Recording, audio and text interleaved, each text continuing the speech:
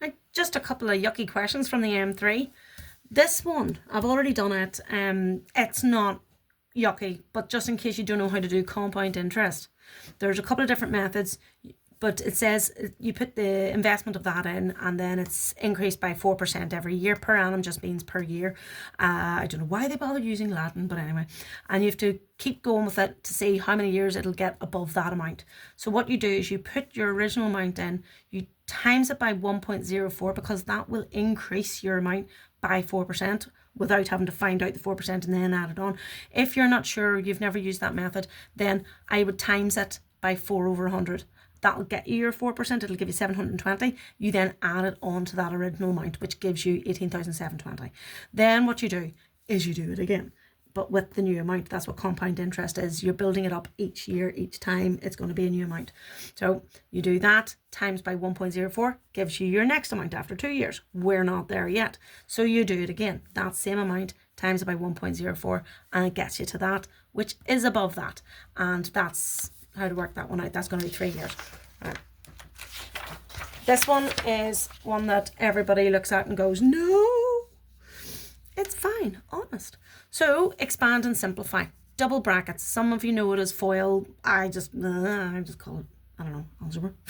So what you're doing is everything that's inside this bracket has to be multiplied by everything that's in this bracket, but you can only multiply things once at a time. So you're going to do 2x multiplied by 3x, and then you're going to do 2x multiplied by a positive 4. So 2x times 3x is 6x squared. 2x times a positive 4 gives us a positive 8x. Then we're going to do the minus 1 times 3x and then minus 1 times a positive 4. Minus 1 times 3x is minus 3x, and then minus 1 times 4 is a minus 4. Then we tidy this up. That's going to be 6x squared, and then 8x take away 3x gives us a positive 5x, and then that's a minus 4. So that's that one done. Next one, factorize. Factorize means pop it into brackets. So it's like this in reverse.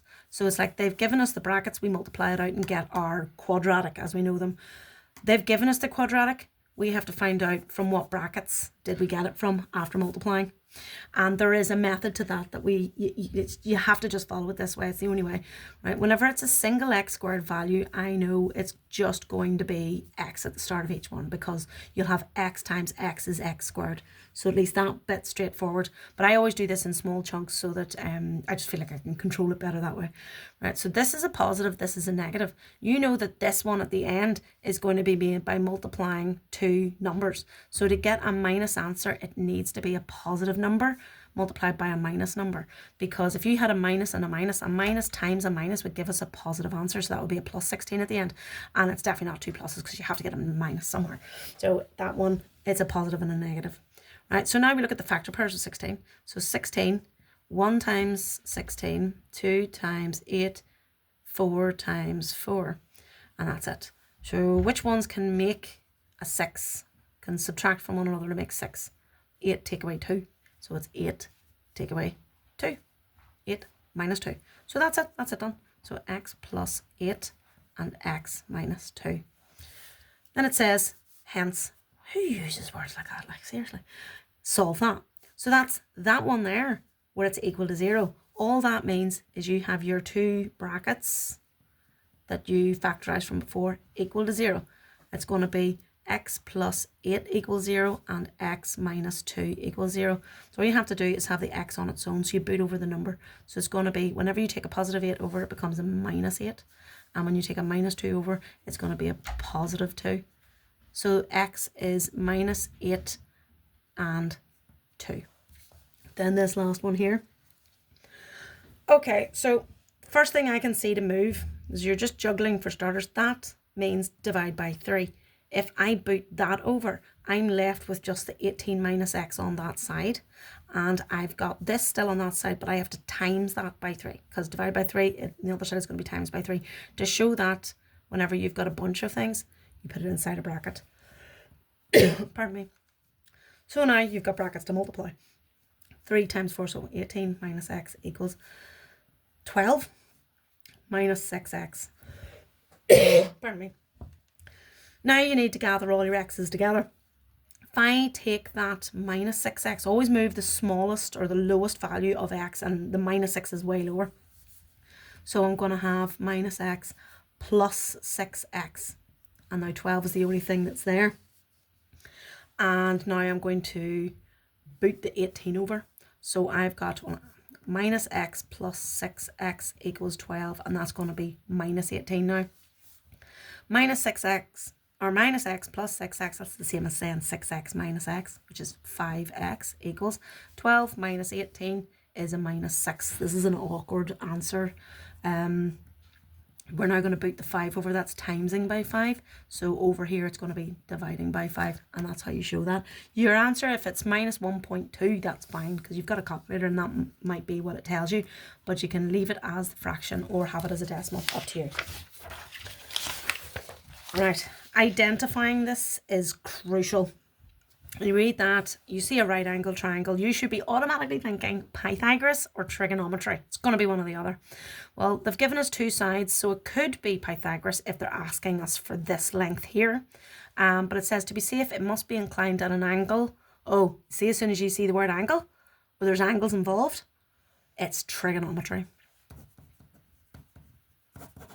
Always.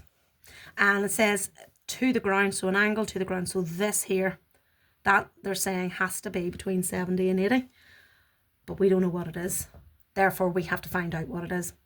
Right, so the first thing I do, as soon as I know it's trigonometry, I'm doing my SOHCAHTOA. You need to memorize this. There's different ways of writing this, different ways of learning it, but whatever way works for you, use it. Right, write that down, and then next thing, we label the triangle. The hypotenuse, it's always going to be H, O and A. So the H for the hypotenuse, O for opposite, and A for adjacent. That's the sides. So H is your long slanty. The O is directly opposite the angle involved in your calculation, which is this one here. So that's your opposite. A is the other one. And then you circle the two sides that are involved in this one. That and that are involved. They didn't give us this and they didn't ask for this. So this is not, don't need it. So we've got O and we've got A. Which of these has O and A? That one. So then the next thing I'm going to write down is T equals O over A. That's S equals O over H. That's C equals A over H. It's always in the right order. Always handy to remember that. Right, so I now have to sub in my info. So tan, and then we don't know the angle. The angle always goes with the sin, cosine, tan. So it's tan x degrees equals, that's always going to be in a bracket. And it's going to be the opposite, which is 5.3, over the adjacent, which is 2.2. So here what we need to do is we need to boot over the tan. So the x is the only thing on its own. But whenever you take tan over, the opposite of tan is tan to the minus 1, which you do on the calculator with shift tan. And that will give you that. And that will automatically open up a set of brackets. You then hit the fraction button and put in 5.3 in the top, arrow down, 2.2, arrow across, close your brackets. Crucial. And then you put that in, tan to the minus 1. So that's shift tan. Yes, tan to the minus 1, opens brackets, the fraction button. So then that's going to be 5.3, arrow down, 2.2, arrow across, close brackets, equals 67.46. 67.46. Is it safe? No. It has to be between 70 and 80. So we've got our answer. The question is the ladder positioned safely? No. Do not put 67.46 in there. That would be dumb. But also that would be what normally people would be doing. You put an answer in there, but be careful that you read the answer and then read the question properly. So yeah, that's trigonometry. If trigonometry is one of those things that you haven't quite wrapped your head around, I highly recommend you look up the Corbett Maths ones and do the trigonometry booklet. It is worth blasting through. Once you get about halfway through that book, you'll be able to do trigonometry blindfolded. But as I say, half of the issue is identifying the question and knowing that it's trigonometry that you're using. Right, well, that's just a couple of questions. I mean, there are more disgusting questions, but, you know, it was only a quick one. Right, good luck.